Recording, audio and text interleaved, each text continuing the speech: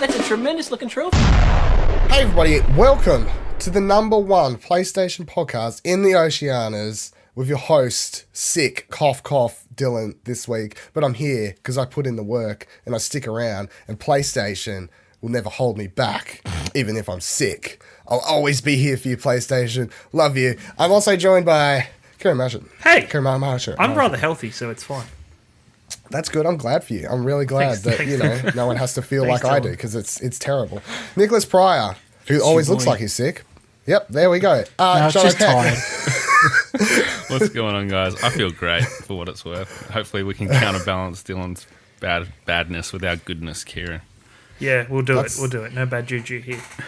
That's good. Just I can't. Luckily, I can't spread diseases through audio form. Or you would do it on purpose. Excuse me? You totes do it to us. You'd, infect us via Facebook chat if you could. I might. I mean, whatever works. Maybe one day one day in the future, we'll reach a day and age where, you can infect people by audio waves. Some new kind of disease comes. This is, probably a Tom Cruise... Oh, yeah, a computer virus, but for people. Movie, yeah. It sounds like a Tom Cruise movie. It's directed by Steven Spielberg. It's like Minority Report 2. He gets his eyeballs out, gets some new ones. He gets his nose out, replaces it with a new nose. What a weird movie. Nonetheless, PlayStation. Cool. PlayStation. Talking about the future, I want to kick off firstly by talking about 2 VR games, the first of which are brand new. Well, not a brand new game. It's a game that they secretly... not secretly, they kind of just snuckily announced at E3. Sneakily, you mean? Sneakily announced at E3. PlayStation announced it was finally coming. It's Superhot. They announced it before the E3 show, and I was like, holy moly! That's one of the most exciting announcements from E3, because ever since seeing that game, I was like, God damn, I can't wait to play this. And I was like, that game would be freaking awesome to play in VR. And I've played... an hour and a half or so. I played through the first level, a couple levels. Nick, you've played through the entire thing, right? I've played through the main story. Yeah, the main story. And I gotta say, even though I haven't finished it yet, probably one of my favourite VR experiences of everything I've played. What do you reckon? It's my favourite VR game I've played. Oh my goodness. Alright, so for people who don't know, Superhot is a weird sort of game, and it gets really weird because there is some kind of weird story where you're actually a hacker dude, and you're putting on a helmet in the game and going into the Superhot game. So it's you're playing a game as a game and you're putting on a VR headset even though you're wearing a VR headset. But in the Superhot universe, the world around you only moves when you're moving, and that means you can basically play the Matrix in VR. Well, you don't run up walls, but you dodge bullets, you throw things, slow motion, it's this really weird puzzle game, and it makes you feel like a badass at times. It gets really annoying when you fuck things up. If you punch a dude to your left, you swing around, but because you're looking to your right, all of a sudden, of course, time's moving, and you swing your head around, you're just in time to see a bullet hit you right in the face. You're God damn it. Where did that even come from? Yeah. Get really annoyed when you throw a bottle across the room trying to hit a guy in the head across the room to get his gun off him, and he just so happens to dodge it by the slightest inch. You're ugh. But there are some really badass moments too where you hit the dude, the gun goes flying up in the air, you look to your left. There's a trophy for shooting a dude without looking, because I did the level so many times, but it felt badass because I knew where he was. So I threw a bottle at this dude, gun flies up in the air, I reach up with my right hand, grab this other gun, without looking to my left, I just fire this bullet, look to my right with the right gun, fire at another guy, I've hit the guy on the left without even looking at him, and I've killed the guy on the right by aiming. It's amazing. What do you got to say about it? Fantastic. Just a heads up, I don't know if it's my setup, but there was some tracking issues for me. Did that happen for you? I fixed it. I had similar issues, but you can fix it. You kind of just have to, I presume it's based on the way you have your VR set up. Yeah. My solution was, instead of just sitting on the couch behind a coffee table the way I usually play VR games, I had to push the coffee table forward a bit, go get a stool from the lounge room, which is a heightened bar stool, kind of thing. And then I just sat on that in the middle of the lounge room with nothing in front of me, and that fixed all my issues. It's a little bit annoying, but... Oh, well, I played the whole game standing up. Oh, really? I couldn't be bothered committing to that. Standing up's too much of an effort. Yeah, too much effort. I was like, unless a VR game tells me, like, this game's better, like Batman does it. Yeah. It's like, this game's probably better off playing standing up. And Batman, I can't imagine playing Batman VR not standing up. Yeah. But Superhot, you just kind of start it, and I started playing it sitting down. They never said stand up, and I was like, oh, I feel fine just sitting down. Yeah, well, I was moving all the way to the left and right to try and dodge stuff and pick stuff up and that. Yeah. And there's also another thing. If you really want to get this game, I suggest waiting for a patch, because there is a known issue where if you complete like the first segment of the game and you go back into like the real world part, that spawns you outside of a room you're supposed to be in. What? Yeah. Really? Yeah. Is this like later in the game? Yeah, about maybe a third.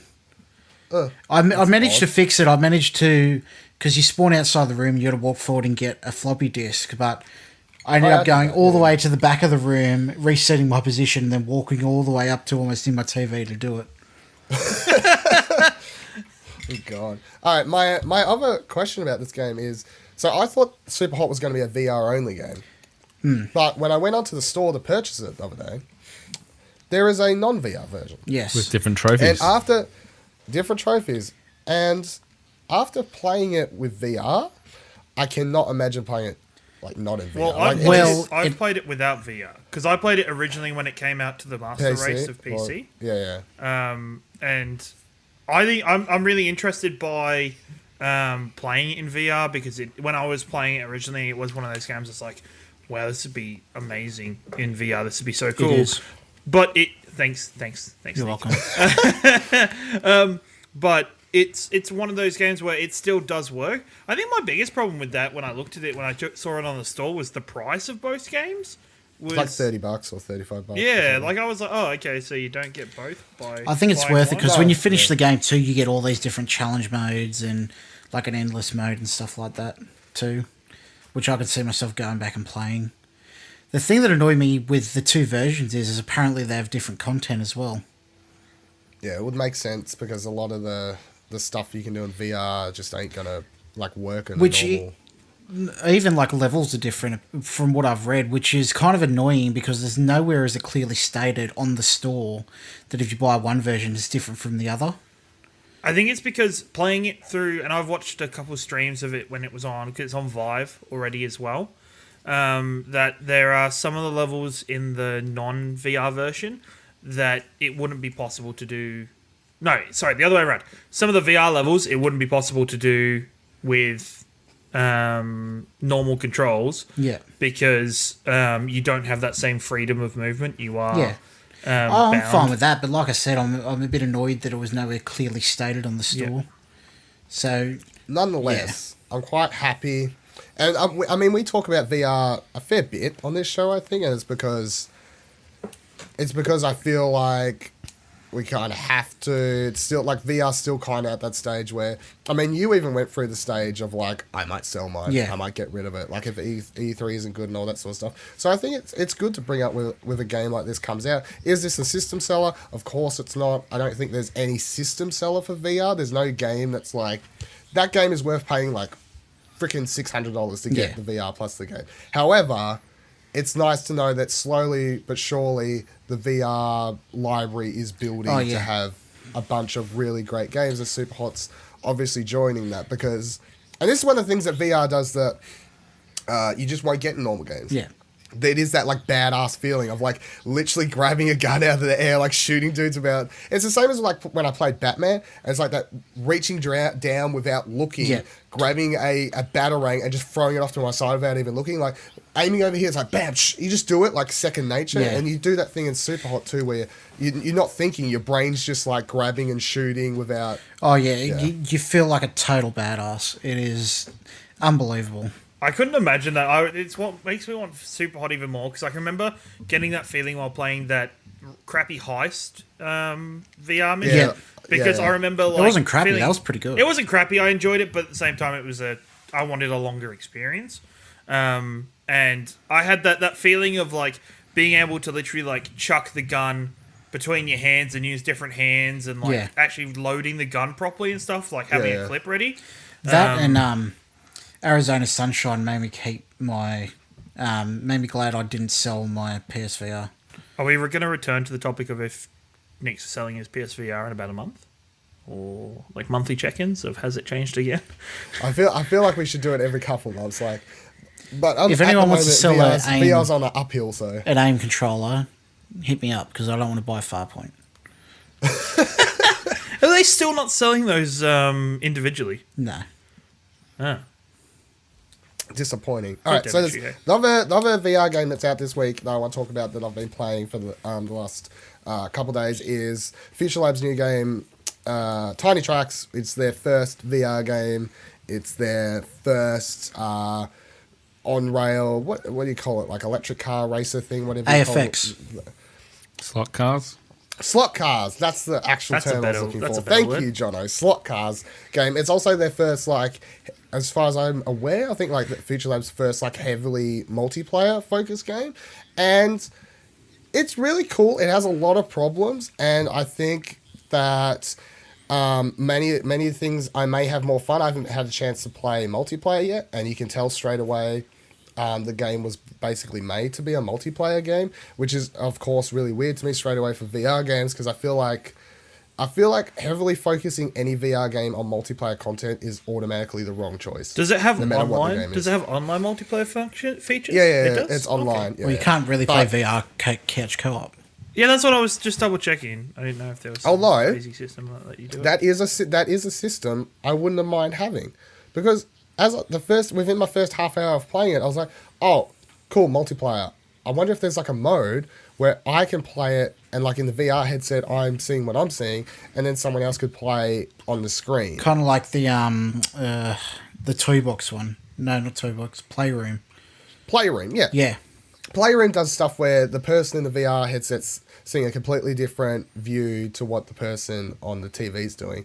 And I think a mode like that for this game would have made it a lot of fun, especially for like couch co-op, stuff like that, whatever you want to call it.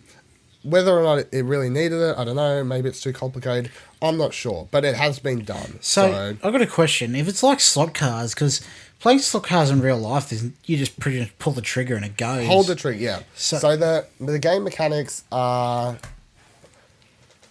you have a boost, go, and then you've basically got to drift your way around corners to keep your boost bar up, or to get more, like to get a boost refill. Right.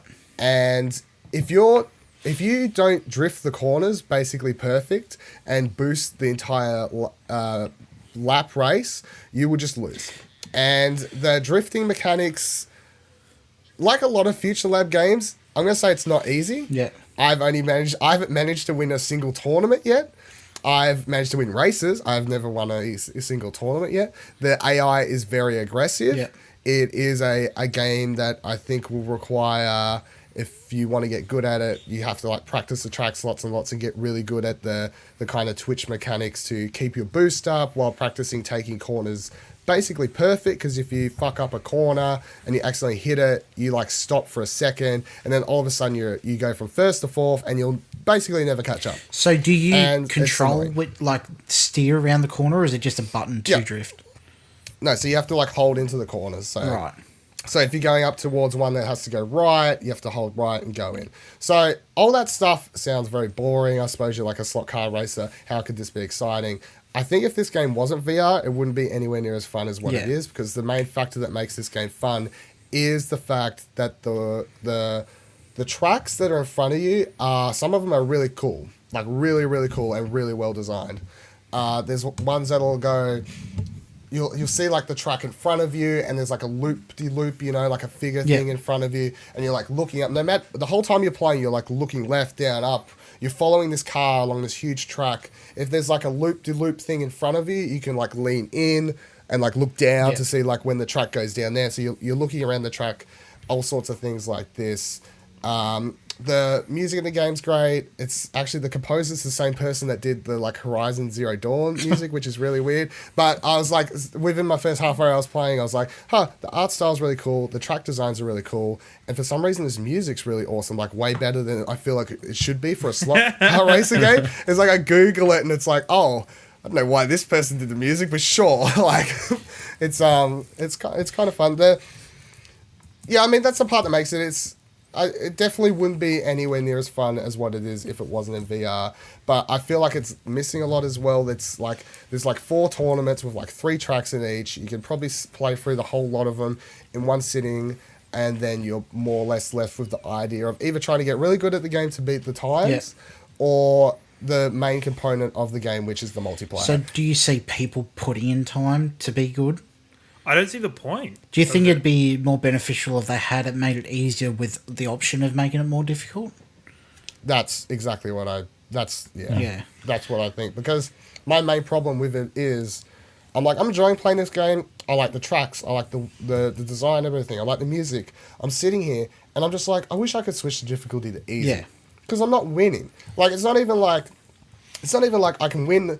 Most races will have this setup. It's like the first tournament, you win fairly easily. You know, there's like second tournament, it gets a little bit harder, and by the time you get to the last tournament, maybe, you know, that one's hard. Yeah. It's like straight out the gate, I'm just like struggling. Like, the first tournament, I come dead last in every single race. And I'm like, either I'm really, really bad at this game, which may be possible, but very possible. It's not a fun factor. And it's really annoying when all you do is make one slight stuff up, like overdrift one corner slightly, bang the wall, and all of a sudden you're just stuffed. It's like 4 laps, it's over, there's no catching up, you're more or less buggered. Somehow the other cars around you seem to have infinite boost, stuff like that. However, I don't think the game's overly like too expensive. Yeah. What is the price point? What's its price point?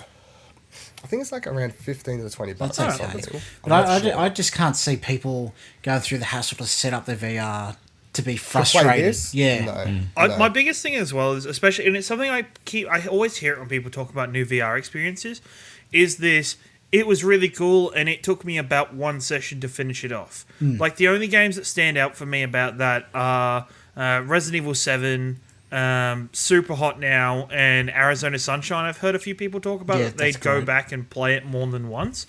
But there's too many VR experiences that I feel are just like 1 session and done, and then the only time you really go back to it is if a friend comes over and you want to be like, check this out and how cool this is. That's the hardest. Oh, well, there's also Dirt Rally, Drive Club, Trackmania. They're all games that you play over and over. The problem with this game is that I think it's really cool. I like the slot car stuff. It's like micro machines and stuff like that, whatever.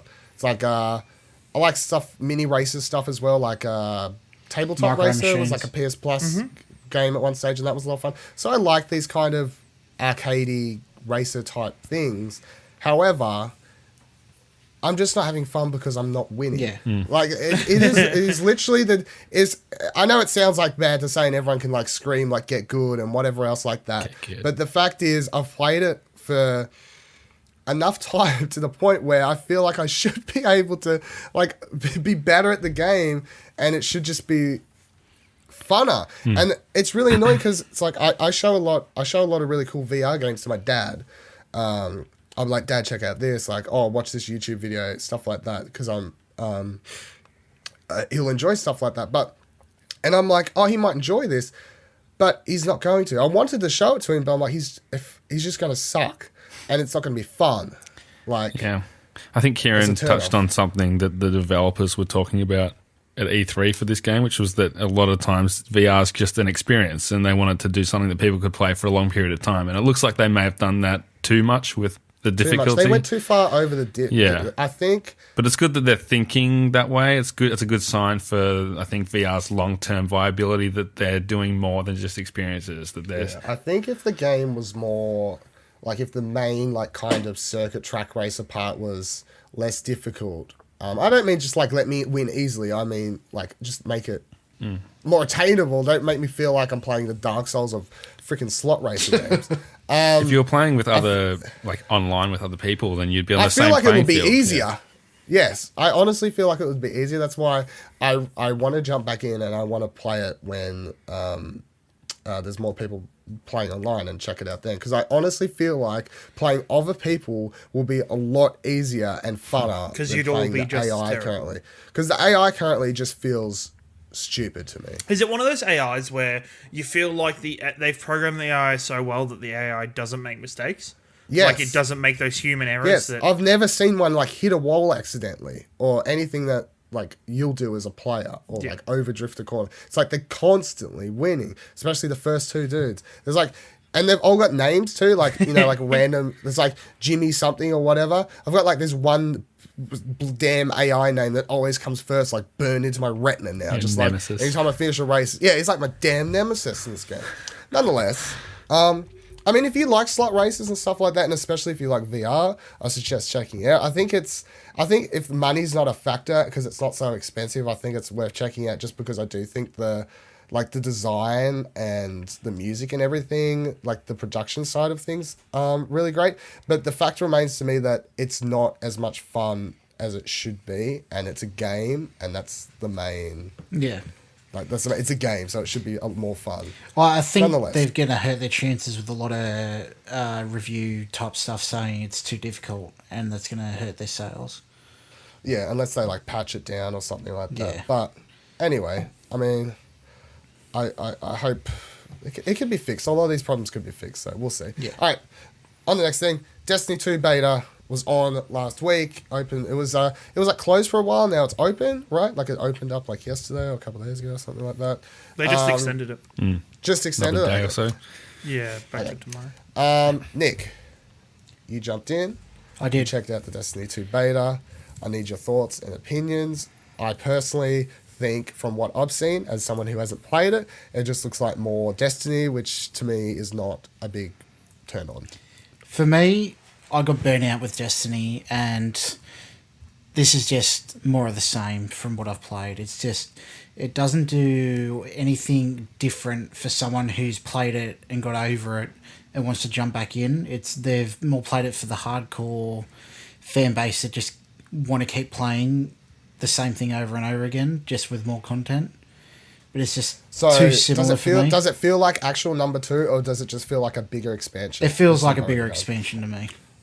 I feel like they've shot themselves in the foot a little bit because I don't think that what they provided for the beta, I don't think was enough to appeal to those who have left the game and gotten over the game. Like, I'm a huge Destiny fan and I really loved the beta, but my biggest thing is that it was just the quickest story mission. Like, I think it took me maybe 40 minutes to do that story part, and then there was a strike to do as well, and that was it for like the solo single player PvE kind of content. There was a lot of Crucible content, but I never played the Crucible much on original Destiny anyway, so I just don't think there was enough. A lot of people online are saying like it is that mixed bag of people who love Destiny are loving it because we love Destiny. Yeah. People who fell out of love with Destiny can't get into it because it's more Destiny. Yeah. And I don't know if they've just not shown enough in this beta to really get those people back on board. So it's interesting to see what happens. I really wanted to like it because, like I said, I loved original Destiny when it first came out. I bought the game 3 fucking times and I pre-ordered the biggest, most expensive edition of Destiny 2. But today I've just gone and cancelled it. That was enough for me. You have cancelled it? Because I've got it still there. I still have the 100.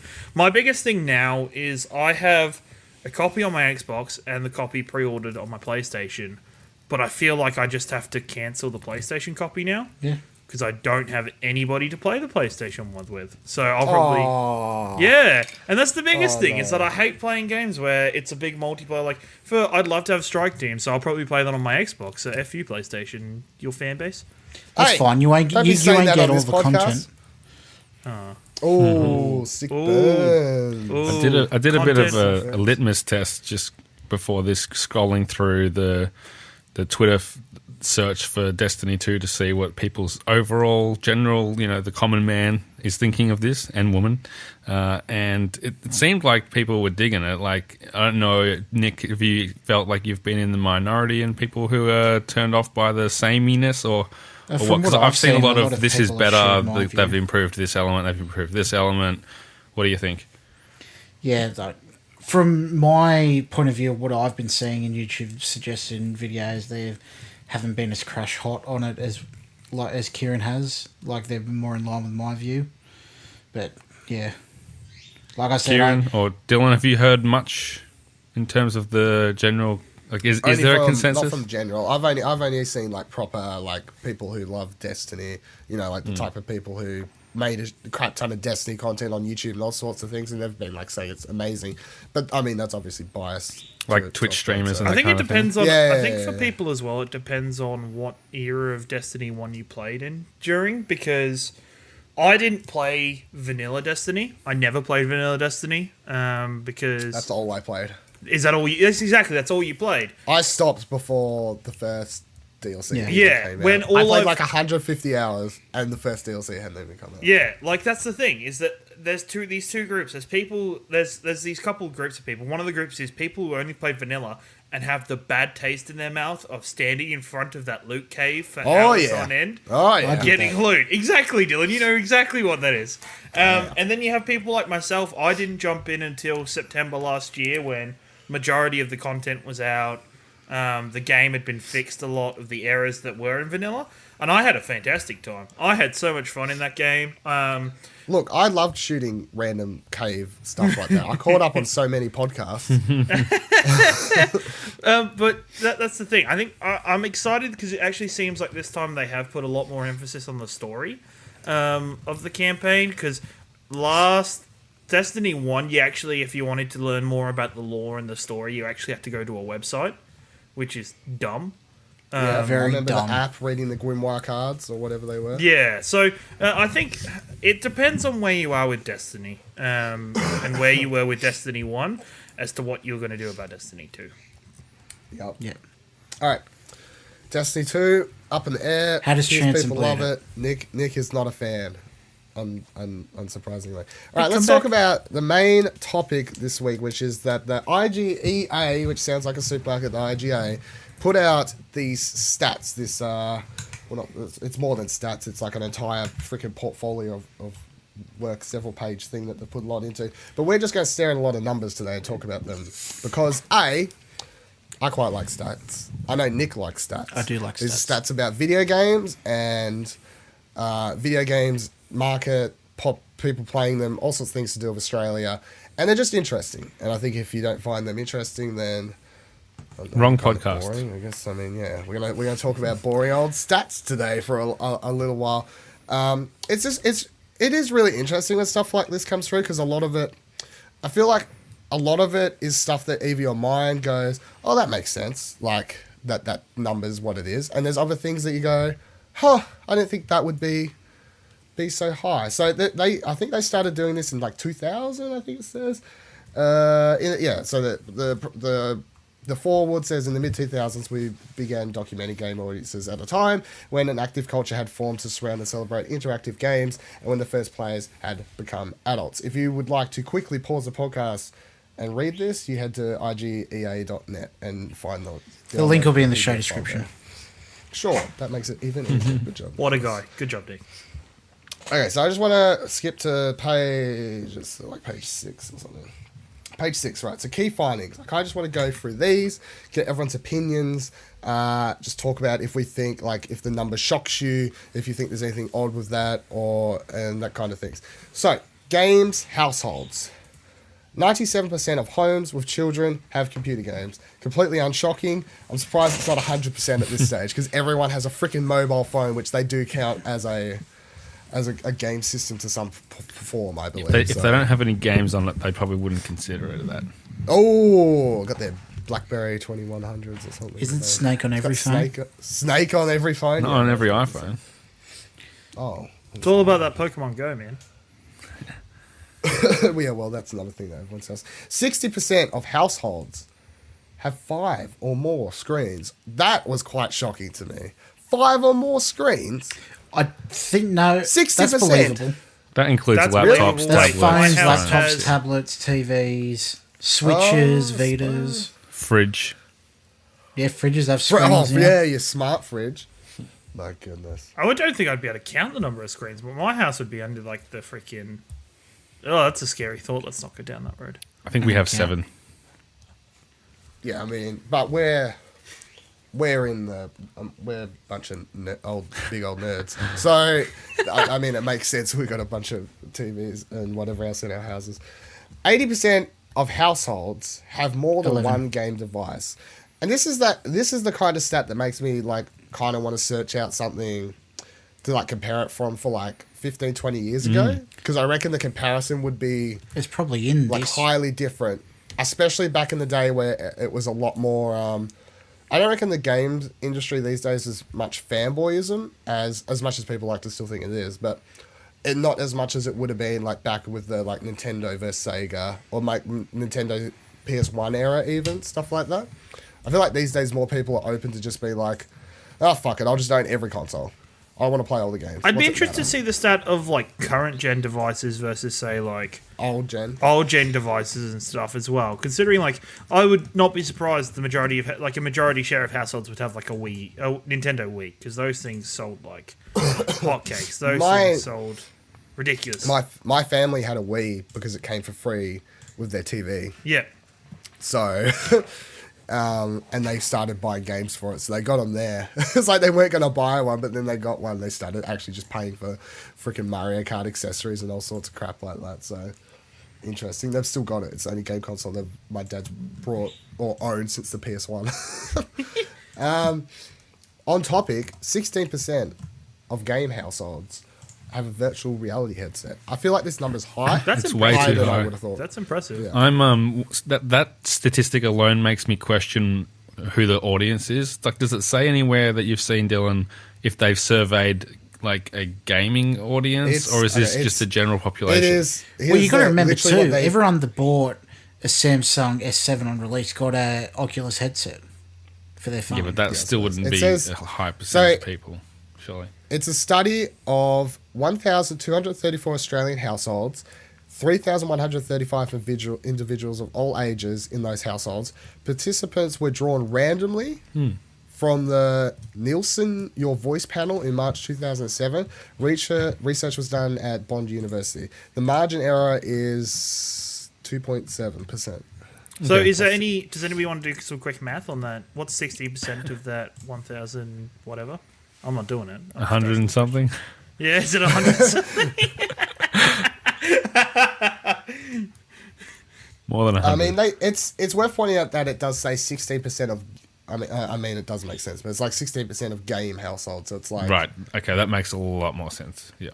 If they have I a missed gaming that. console in the household, Yeah, then- it's like they've got one. Yeah. So if- even like all of this is about game households, because it's like the first that the was majority of it says game. It'll say game households, but then other parts say households, which is the entire the entire the entire thing. I still feel like 16% is fairly high. It is. I mean, it makes me happy as someone who wants VR as a concept to do well and stuff like that. So I'm happy to hear that it's a lot higher than what I thought it would. But if you'd asked me to guess, like Dylan, guess, like we surveyed like 3,500 people randomly. What percentage do you reckon had VR headsets in their households? I'd be like 5-6% maybe. Like it's fairly high, fairly impressive though. It's good. And then something to say about Australian internet, of course, is that 33% choose not to download games due to data limits. Who here has like data limits and has to deal with this? Yeah. by a data limit. I have a terabyte, and I'm the only person that uses that terabyte, so I don't really So consider you're it a good. limit. Jono, I have a data limit that I've never hit, but what is it? 300 gig or something? 500 300 gig? gig. Yeah. You'd hit it a lot faster if you stream Netflix. That's in right. HD, not less. That's Oh right. yeah, buddy, 4K Netflix. Without a 4K TV, do it. Nick, do you have a No, I'm unlimited, luckily. Yeah, I'm unlimited too, and I can't imagine. I remember back in the day being even on PS3, or I remember trying to download Burning Skies for my PSP, and it was like a gig or something like that. I brought it off the PlayStation store, and I was like, damn, I really want to download this game. But it was just, our old internet back in the day was the kind of one where if you went over your limit, it rolled down to such a really, really slow speed. Yes, yeah. And it was going to take a year. a year to download this thing. So I was just like, I just remember like asking Dad, I was like, Dad, when does the internet roll over to next month? Because I've got this gig game I need to download. It's like, oh, like Friday. And it was like Monday. I just remember waiting the entire week, just being like, oh, I really want to download this Resistance Burning Skies game. It was worth it. The thing that annoys me is that there's no real reason other than to charge you more money for data limits. Yeah. They don't need to exist. I mean, I think we'll get to a stage eventually. We have to where it's like everyone. Well, I don't think so, because in the States, people used to have unlimited and they've rolled it back to caps. So yeah, well, I suppose it's just the introduction of faster speeds because we started getting somewhere with like ADSL 2 and stuff like that, where it was getting to a stage where nearly everyone would have uncapped, but then the NBN got introduced to and faster speeds, so now of course it's like I'd hate to think what like NBN Unlimited would be ridiculous. Are you on NBN Unlimited, Nick? Yes. Yeah. Okay. Because I would be surprised if many people do it. Like I know the freaking big money greedy hog Telstra does not have any unlimited. No, they don't offer any unlimited. I'm on NBN Unlimited, but with Dodo because Telstra doesn't. And I'm with TPG. Yeah, Telstra doesn't. Can I say, last time I had truly unlimited downloads were on dial-up. Really? I was going to say, because it's not truly unlimited, because there's still this secretive limit to it. No, not It's a stupid number that you're not supposed to hit, but I know it does slow down as soon as you hit it. Yeah. We got heaps more stats to get through. Should we go back to the report? Stats are boring now. You were just talking about the thing. All right, so let's go for the next one. It's just really interesting, that's all. Who plays? Now, I was going to quickly just read down these ones because they all kind of feel to fit a similar narrative to me, which is the stereotypical image of a gamer being a 15-year-old boy or like a child, and it's obviously a male and stuff like that, but all these facts fight against that, the opposite of it. And also the idea that gaming is still niche, which it obviously isn't, because the first stat is 67% of Australians play video games. That is a shit ton of Australians. 46% of video game players are female. That is nearly half, which means that the idea of a girl gamer is not such a funny thing anymore. Everyone can stop with the funnies. 34 years is the average age of video game players. That's a lot older than a 15-year-old little boy playing his damn Call of Duties in this thing. That's the average age, everyone. 77% of players are aged 18 years or older. 77. That is a high percentage. Once again, the little 15-year-old boy that your mom and grow up and your grandma and your mummy, stepdad, uncle all think little kids are the only ones playing video games. Not the case. 43% of those aged 65 and over play video games. 43%. There's a whole bunch of William Hulberts out there. See, can I make a statement about that? No, wait till I finish. 13 years, the average length of time adult players have been playing, which kind of makes sense, I suppose, especially like staring at 13 years, to me, makes a lot of sense because that's kind of around my generation, I suppose, like playing for that kind of length. All right, Nick, which fact stands out to you as this one? 43% over 65, that's completely believable to me because my grandparents, when most of them were still alive, would play solitaire and words with friends on their phone and stuff. So that's completely believable. So but even stuff like my dad is 53, so he's a little bit under that stat. But he gets up an extra hour before work so he can play the PlayStation for an hour before anybody else wakes up in the morning. Because that's his gaming time. Yeah, your dad's really cool from the sounds of it. He's a cool dude. He's just because reading the stat as it goes a little bit further, where it says older adults use it to pass time and keep their mind active. It's really interesting. My dad loves his games, but he always plays on easy, and he sucks and has a burning passion for quick time events because he can't do them. Like I think I had to go and finish the Order 1886 for him because he was just like, dude, can you just do this? I'm like, yeah, sure. But, I have an objection to this to can't the object to the stats, numbers. It's numbers on a page, man. You can't object to that. I don't object to the numbers. I object to what the conclusions we're drawing from them are. So 43% of people age 65 or over. That to me says that, Words with Friends, Candy Crush, and Solitaire and Battle Chess are being taken into account, which they're games. But when we talk about games and when we do a podcast about games, that's not what we're talking about. Look, we're hardcore gamers. Yeah, but for me, that kind of skews the rest of it. So you say, 46% of video game players are female, 67% of Australians play video games. I just feel like you can't take that as gospel when you look at 43% of people age 65 or over. Most of those people would never have touched a console video game, I'm sure of it. We're in a day and age where I don't know if you need to play you don't need to. I don't. I had this argument too. I went through a very long period of my life where I was very much like, people who play mobile games aren't real gamers and all sorts of shit like that. But then I was like... Then Hearthstone came out. But I was like, why not? Yeah, there is so many like proper, quote unquote, proper games on mobile platforms now that find the argument that mobile gaming not being a legitimate platform or producing quality content to be stupid. And I know a lot of great mobile games have actually been ported to other things and stuff like that. Oceanhorn is Republic is on PlayStation now. That was a mobile game, of course. I've been playing... I can't remember the name of the freaking game, but I've been playing the comic swipey little... Framed. I've been playing Framed lately. And that's really, really cool. So there's a heap of mobile games. And if I met someone who was like 65 years old and they were like... I was like, oh yeah, what games do you enjoy they're playing? They're like, I play like Framed. That was a lot of fun. Cool game because they could play it. Very simple. I play Candy Crush. I played... Sure. Imagine if they played something like Oceanhorn. They start mixing on... these mobile games. I'm not going to argue against but I don't think that they are playing those games, is my point. You think they're all just playing Farmville?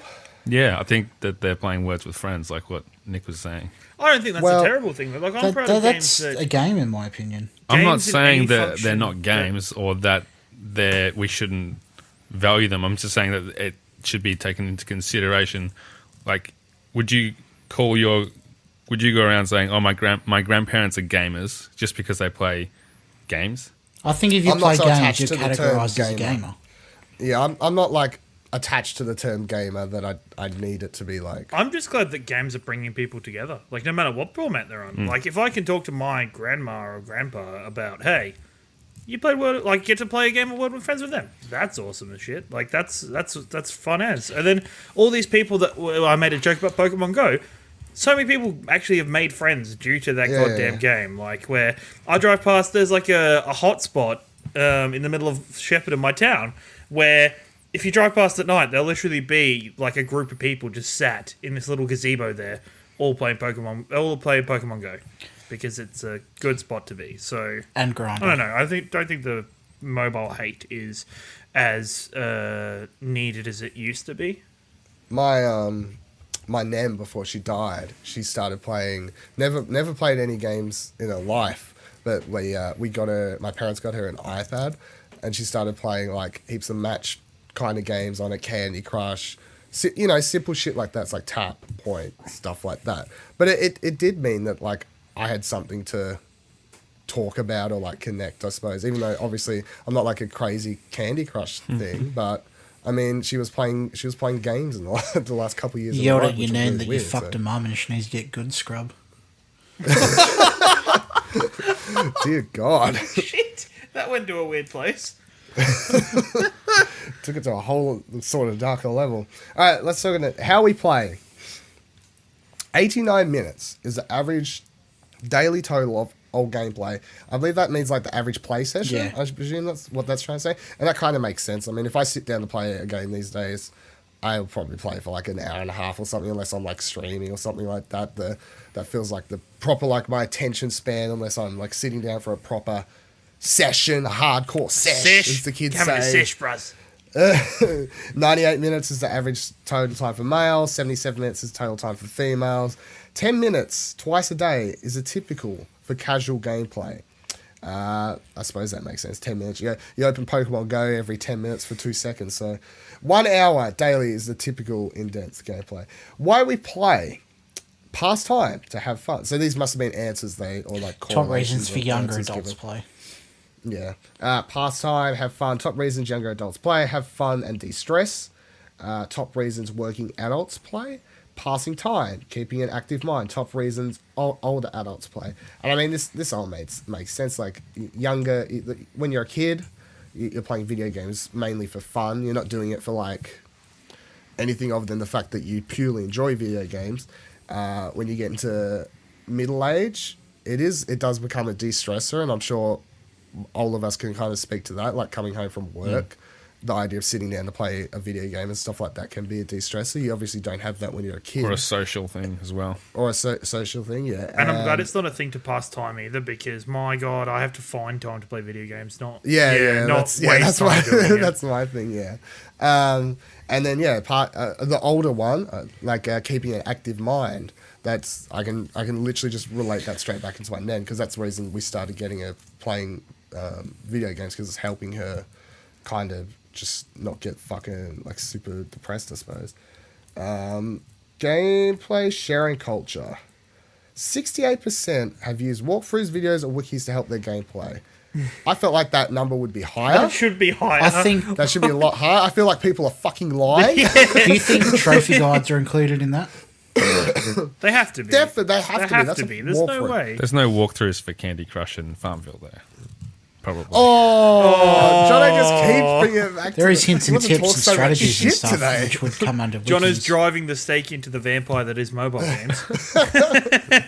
It's a fact. I'm not saying that they're not legitimate games. I'm saying that you can't come at it from we're just talking about this as if it is console and PC, but it's not. And that's a big part of it. Like, keep going, and you look at the next part of data, and there's more people playing mobile games on here than playing console. We'll get to the stats. Let's finish these stats. Page 8. You have a freaking aneurysm over mobile. Candy Crush Saga walkthroughs, crushingcandies.com. Oh, snap, he found some! Yeah, but no one's using them. It has to exist to come out of the Google survey. Traffic reports. How to get the perfect Candy Crush. 28% have posted their own videos of gameplay. Makes sense. The biggest YouTuber is a Let's Player. The biggest channels are all Let's Players. Yep. Kids want in on that. Makes sense. 33% have watched esports. Of these players, 52% watch to learn strategies for improved gameplay. 10% watch to follow an esports team. Although I feel like the 52%, of course, can include the watching to follow an esports team. I can relate to that. When I was a heavy League of Legends player, enjoyed watching it, of course, but I watched my favourite streamers to get tips and to learn to get better by watching someone. To drop a scary stat, so I think across my accounts I have 3,000 hours of Dota 2. I could probably bet money that 1,000 of those hours was watching other people play, like not actually playing the game. I used to do that so much, like it's like a sit down to watch, like eat food or something, and be like, I have like 40 minutes free. It's not enough time to really settle down to play anything, so it's just like open friends list on League. It's like who's playing, spectate their game, and just like write down every mistake they make. Exactly. And just like spam it to them after. Yes. You fucking idiot. Why was you in the bush at 32-33 when you do? There was obviously ganking you, you idiot. Learn to last hit. You send it to them, they're just like, shut up, noob. Yeah, pretty much, yeah. All right, families and play. 60% of parents play with their children in the same room. I feel like it would be odd if parents play. Why were they playing in different rooms? Like, is this? Well, you're playing online multiplayer games, and you can't have two TVs in the one room. You fucking piece of shit! Why are you screaming that much? 44% of parents play online games with their children. That's an interesting stat. like, what online games are they playing with their children? COD? Minecraft. Sit down, play COD. COD. I'll be that dad that my kids will have like Smack Xboxes COD and games PlayStations, like just so I can destroy them Ghost over Recon, and over stuff and over like again. 81% are familiar with family controls on game systems. I find that number quite high and weird, considering I feel like most of the time if I see like a parent in EV games that obviously doesn't know anything about video games, they just seem completely oblivious to why a video game would be rated R. It doesn't matter. He's 8. My younger years of working in a gaming store when GTA 4 came out, having to explain to parents why their children should not be playing GTA. Weren't you 4. like 6 when that came out? No, I was 15 when that came out. But you'd have kids come, can I have GTA IV, please? IV? No, there's no such thing, man. It's 4. Learn your numerals. Learn your Roman numerals. Yeah. Go back to school, you Damn little kids. fuck. Go watch some 84%. Rocky movies. 84% of parents have talked with a child about playing safely online. This makes me happy because I feel like that's a conversation.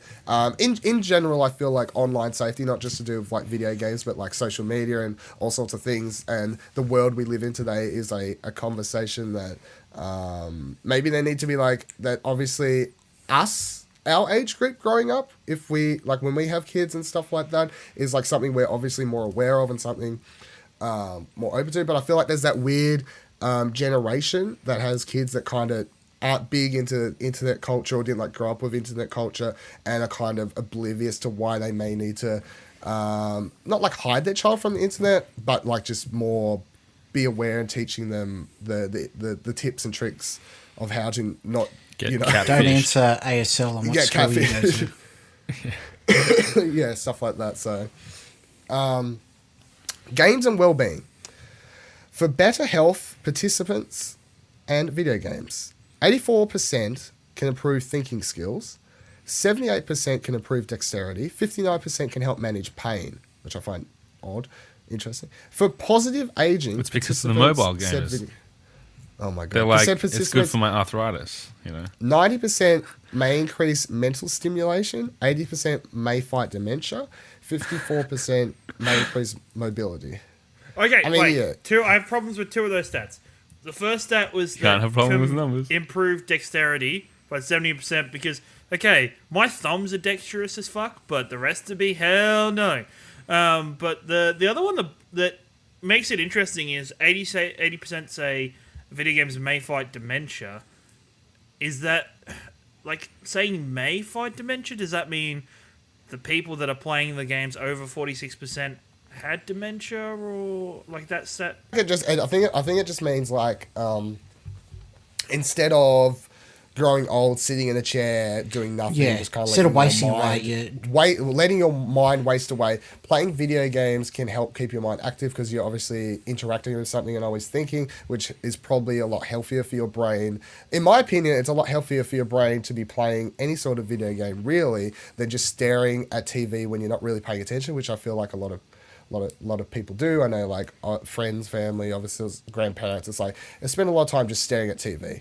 And it's like, what are they really watching anything? No, they're just sitting there staring at TV for the sake of it. And that is a lot more mind-numbing, in my opinion, than actually even playing something like Candy Crush. Sure, I agree. Because obviously you're paying a lot more attention and being a lot more mindful and thinking and solving problems and stuff like that. So healthy mind, healthy body, that sort of thing, I suppose. Games, learning, and work. Using video games for work. 34% have used games at work to improve job knowledge, which, I played Job Simulator, and Well, no, I can say Paperboy didn't help me at all. Are you? No, I didn't are have you the stamping okay? skills. Does that mean? Are they now referring to games as just like the? I know at the hospital I work at, there's some crappy like. I believe they're talking. Yeah, this I think they evacuation mean like simulation game Yeah, or yeah, something like that. It's like yeah. at Stacey's work, they have some sort of Farmville type of thing to do with their stats Yeah, and all yeah. that kind of stuff. They're not saying that like random games like Call of Duty and stuff. Yeah. Or Last of Us or whatever the hell Last of Uncharted have Us. helped people with work skills. It is like saying that 34% have in their life, in their workplace, had to play a crappy video game that Yeah, their okay, company fair has enough, made. I think to Last help of Us them. could help swimming instructors. Show you how, Ellie show you never how to not be. learns. She never So you never learns. teach. It Yeah, Joel's teaches the you worst what fucking- not to do. Don't bring a pallet. If I take, I'm blaming you, Nick. If I take my kids to a swimming coach one day and he just gets out a freaking crate of some kind or a board and just pushes them across the pool, I'll be so angry. 26% have used games at work to learn health and safety Yeah, rules. we just went over I suppose that's Yeah, it's a fairly similar thing. Using video games in schools, parents say video games. 71% can be effective for teaching students. 50% have been used by their children in the school curriculum. Magic School Bus.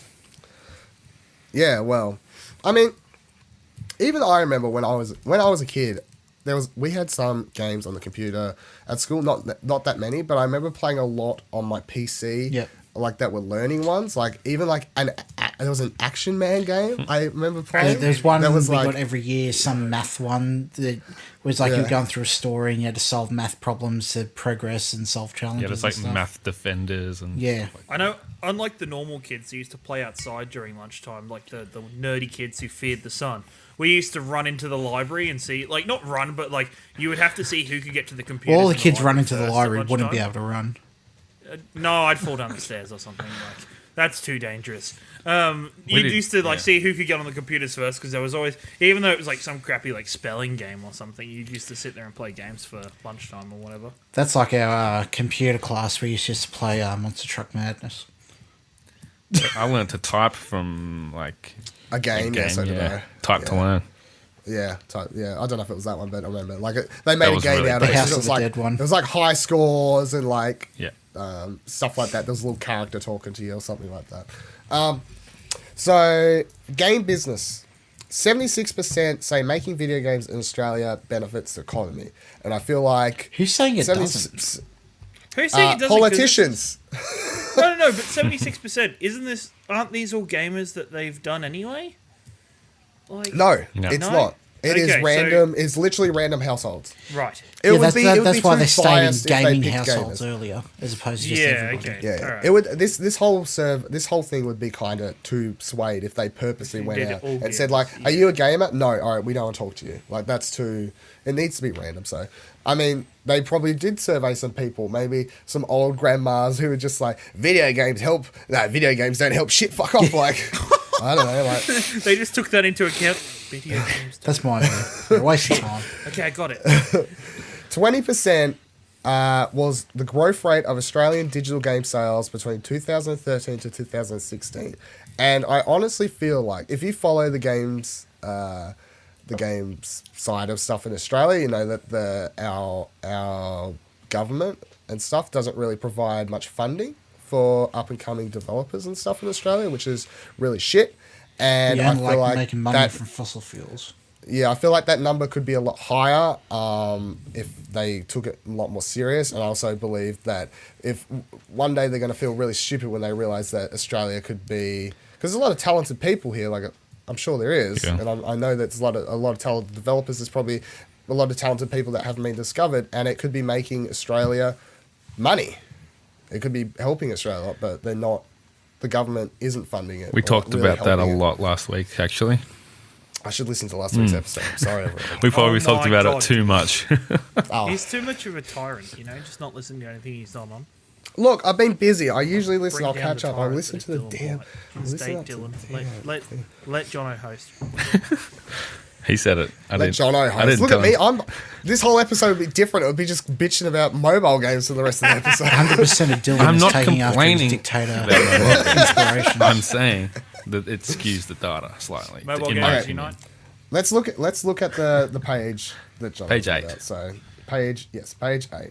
So households of games over time is the first graph they have here, and it basically jumps from 76% in 2005 to it's been at 93% since 2013. It kind of made this huge jump.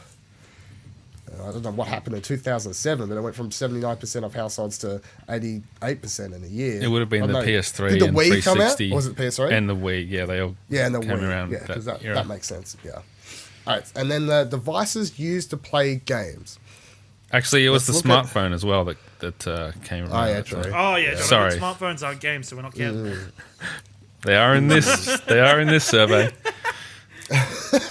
I'm gonna get hate mail for this, aren't I? Don't at explosionnetwork.com. Andrea Renee's For gonna hate mail, come just after don't me. add it. The devices used to play games. The highest, the majority highest is PC, which has been the highest in 2013 and 82%. 17 with 80. 83%. It's weird though because it's like, what year is this? 2013 numbers. It's at 53% compared to consoles, which is really high there for some reason. 2013. Oh yeah, the Wii, no, PS3, PS4 era. It's interesting. So either way, PC is like the number one device, which I do oddly find weird, but I mean, I suppose it makes sense because it's not like everyone's playing The Witcher 3 on PC. It counts if you're playing a Solitaire, Minesweeper. Yeah. So I don't. Yeah. Pinball.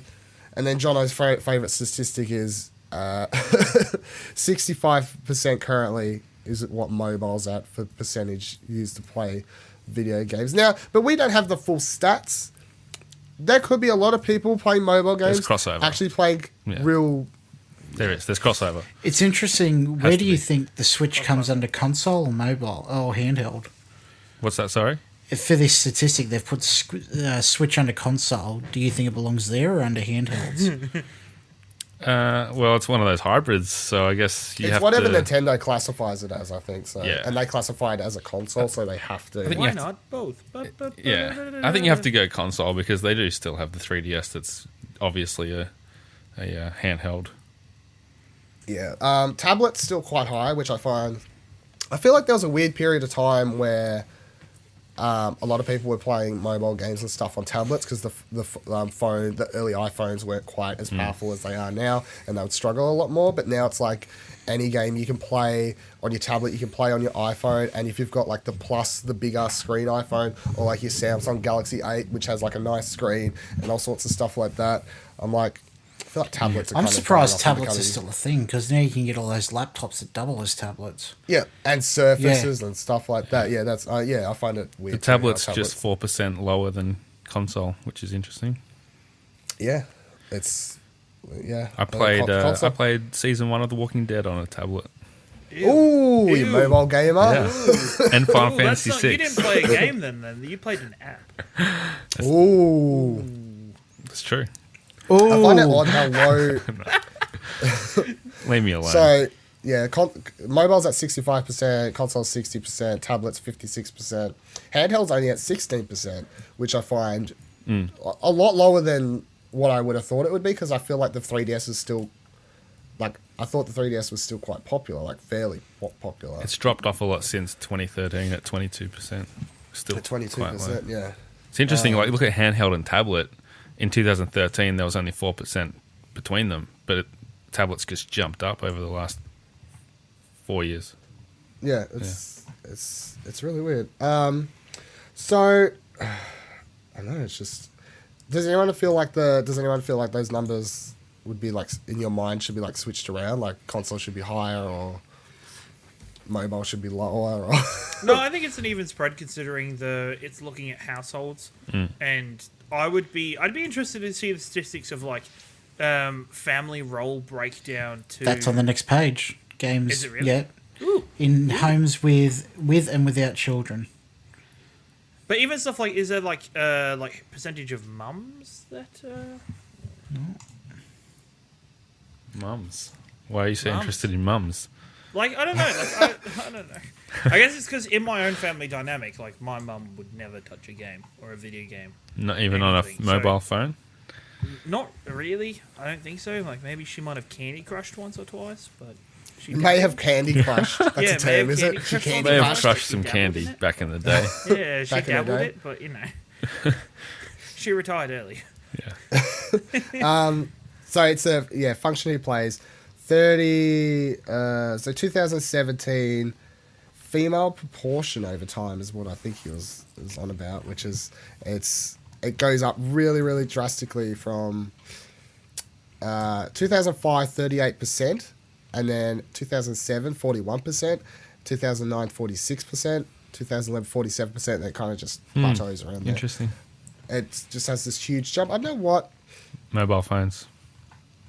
I mean, maybe. Might be mobile phones, but I feel it doesn't matter. I mean, here's the thing. If you want to like tackle the girl gamer question, stuff like that, I feel like obviously females were shunned from the nerd spectrum for quite a long time. They weren't invited or like really wanted, and they weren't represented, which is a they huge weren't thing. represented. They were back where they or anything belonged. like that. Oh my god! Oh no! Can we? Don't I think we should mute Nick's mic after that. just mute that, please. He don't does not at represent the views of- explosionnetwork.com. I feel like if you want to like relate the mobile market to the growth of female, it's more, to me it makes sense in a way that maybe that was like their entryway. Like obviously that would have been an entryway for a lot of more casual gamers, be it male or female. But if you can look at the numbers, you can see there was like a high percentage of female players, obviously. And I feel like maybe the mobile thing got them into the gaming, and then they moved off to consoles and stuff like that. And that's another thing I really enjoy about the mobile gaming side of stuff, is that it can get people who look at a console and go, oh, look at all these damn buttons, look at all the things on a keyboard, like this all seems complicated, like games are too hard, and they can play these more casual games on phones, like the puzzle games and stuff like that. It's like just touch, you just press little buttons, and that can help. It's their gateway drug into a bigger universe. And I've heard stories of people coming into I know people who who now own PlayStations and stuff that never owned one when they was a kid, and they came through by playing mobile games and getting into games like that. It's a lot simpler stuff. So it makes sense to me how the stats kind of play the mobile to the female aspect and all that sort of stuff, I guess. Definitely. But Nick does not represent the Explosion Network's views on female That was gamers. a joke. I think as games develop and they've introduced a lot more different genres and styles than just basically Shooters, mindless bro stuff. shooting bro stuff. Like if you're a little girl who's been, who's used to playing nice, or you're used to playing with Barbies or whatever little girls like to play with. I don't want to stereotype too much, but that's generally more that than the guns and the cowboys and Indians that we might have grown up with. And I think that we've got the indie games, you got the walking simulators, you got sports games, you got so much more, and so many more options that whatever your taste is in TV and whatever your taste is in film, that's going to be represented to some degree in video games, and that's opening it up to not just more females and women and young girls, but more people in general. And that's going to be a reason why these numbers are so much higher, as well as the introduction of the mobiles and the tablets and the PC and console iterations. On that count, there is another, I'm not sure exactly what page it's on, but I saw it on the snapshot sheet up on page, whatever, it's like really early in it. They 66% think more gender diversity is needed for game characters. That's fairly high, 66%. Well, here's an interesting counterpoint. On page 26, it's intention concerns about exposure and concerning elements of media used by children from parents, themes and social issues is one. Yeah, well, I mean... I wouldn't think that would be an issue. It may be to some people, I don't know. I mean... I'm not a parent. I haven't really thought about it, so I mean, maybe it is. What kind of social issues do you think they're concerned about, though? Well, attitudes, I mean, it was only... I think it would be like you play something violent. You might teach you that Well, violence is a different category under that. Yeah, but they might interpret the response in, I don't know, maybe it's attitudes toward violence rather than the violence itself. Could be, just think of any open world game where you can run amok and you can do all these things like in GTA and that kind of stuff. A lot of video games deal with really dark themes these days too. Yeah. So, and tackle really dark stuff. So I mean, I understand. Like it's beyond just violence when you're dealing with darker stuff in games, like be it rape or something like that, or PTSD. That more mental kind of stuff like that, which games have started to deal with. Or even looking at something like Dark Souls, and I've got like things with there's a darkness and a spirituality that they might be uncomfortable with. Yeah. Which I mean, stuff like that you could look at it, and if you're someone who's not affected by it, you can play stuff like that and be like, I don't see the problem. But it's one of those things where someone else could look at something and it just hits them on a different level that you can't really explain, I suppose. It's interesting though. All right, so let's wrap up because we sit all day. We could sit here and talk about these stats for quite a long while, I think, because they are really, really interesting. And I suggest if you're listening to this and you've been having fun and you've been playing along, looking at them, go to IGEA.net or look in the show description for the link straight to the PDF file and have a flick through the whole thing because it is really interesting, especially if you're interested in what the Australian gaming culture, what our marketplace, what our spectrum of things and players and all sorts of stuff is. And if you really like numbers and stats, then you'll enjoy the hell out of this PDF file. Print it out, read it in bed. I don't know. Print it out in some hard A4 paper, some really soft photogenic paper or something like that. And if you wish to defend mobile gamers, tweet at Jono himself. If you wish to defend the female gamers of the country, please tweet at Lord Empire. Yes. Draw your own conclusions from the numbers and tell us what you think. Regardless of whether you agree, disagree, we want to know what you think. I think that would be something that we can do this week. So tweet at Explosion Pod, and while you're at it, head on over to iTunes, give us a review. You can, I'd prefer 5 stars, but if you want to give us 1 star and say didn't like that Nick guy talking crap, didn't like that Jono guy talking crap, do what you need to do. Spewing any crap. kind of reviews, any kind of reviews, good. That'd be great. Head over to explosionnetwork.com for all our other shows. This week's Pleasure Explosion was also a controversial one, so it's an interesting week here at the Explosion Network. Twitch.tv/Explosion Network. Ciaran's playing some Kingdom Hearts this week. Community stream on Thursday is Jackbox Games. Check out the Jackbox Games. I was about to say that's you, and I'm like, it's not that one, but whatever. And then head to bit.ly/Explosion Network or just Google Explosion Network and find our YouTube and subscribe to that. Thank you. We've been putting up a bunch of reacts this week from Comic-Con. Watch Justice League, Thor, all sorts of things. We've been checking them out. Not much video game stuff, but nonetheless, it is nerd related, so you might enjoy it. Thank you for joining me, Ciaran. Where can people find you? Check me out at your boy Ringo. Nicholas Pryor. You find me on Twitter at Lord and Pryor, Prior. Jono. Have a look for me. I'm at Jono himself. I'm sure you'll find me somewhere. Somewhere, just chilling out. That's cool. You can also follow me on Twitter at VIVALADIL and head over to my YouTube as well. Watch my videos there, but you can mostly find me anywhere on the Explosion Network. And also probably being sick in a corner at some stage for the rest of the day, as I probably wore myself out in this episode. I had a really great time. Thank you for joining us, everyone. Plat, plat. Plat, plat. Plat, plat. Platinum Explosion with now 100% percentages.